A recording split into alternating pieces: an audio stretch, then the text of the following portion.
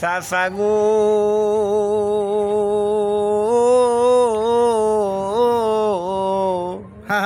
চাচা একদিন আবু জাহেল কম বকতে পাথরের মূর্তি রে গোসল করাইয়া জাহেল পূজা করে।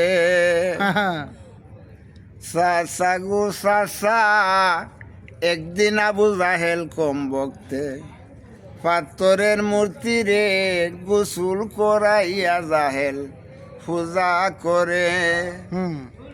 এই ঘটনা দেখায় আমার নবীজন বললেন চাচা কি কারণ। এই ঘটনা দেখায় আমার নবীজন বললেন চাচা কি কারণ, কেন পূজা করতাছ পাথরের মূর্তি রে দিনের নবীরে কেহ চিনলা না রে, দিনের নবীরে কেহ চিনলা না গো চাচা গো।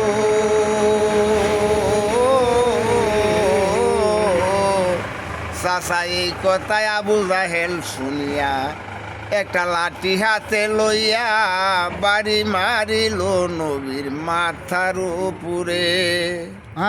চাচা গো চাচা এই কথায় আবু জাহেল শুনিয়া একটা লাঠি হাতে লইয়া বাড়ি মারিল নবীর মাথার উপরে। বাড়ির ছুটে দয়াল নবীর মাথা পেটে রক্ত বাইয়া পড়ল জমিনের মাজারে গো, দিনের নবীরে কেহ চিনলা না গো, দিনের নবীরে কেহ চিনলা না গো চাচা গো। চাচা এই ঘটনা দেখলেন আমির হামজার তিরি উঠলেন চিৎকার মারি, কে বাড়ি মারলো গো ওই দুধের শিশুরে। এই ঘটনা দেখলেন আমির হামজার তিরি উঠলেন চিৎকার মারি, কে বাড়ি মারলো গো ওই দুধের শিশুরে। তার স্বামীরে কয় বুঝাইয়া শীঘ্র যাও না চলিয়া, প্রতিশোধ না লয়ার ফিরো না গোরে রে, দিনের নবীরে কেহ চিনলা না গো, দিনের নবীরে কেহ চিনলা না গো চাচা গো।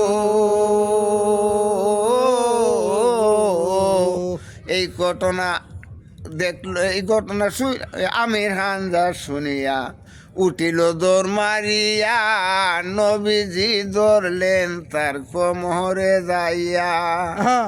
চাচা গো চাচা এই ঘটনা আমির হামজা শুনিয়া উঠিল দৌড় মারিয়া, নবীজি ধরলো তার কোমরে যাইয়া।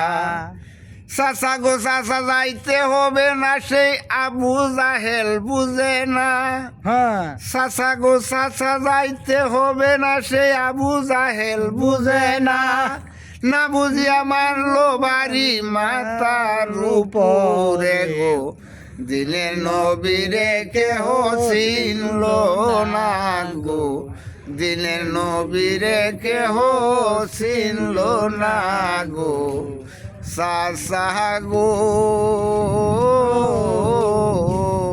চাচা একদিন আবু জাহেল কম বকতে পাথরের মূর্তি রে গোসল করাইয়া জাহেল পূজা করে।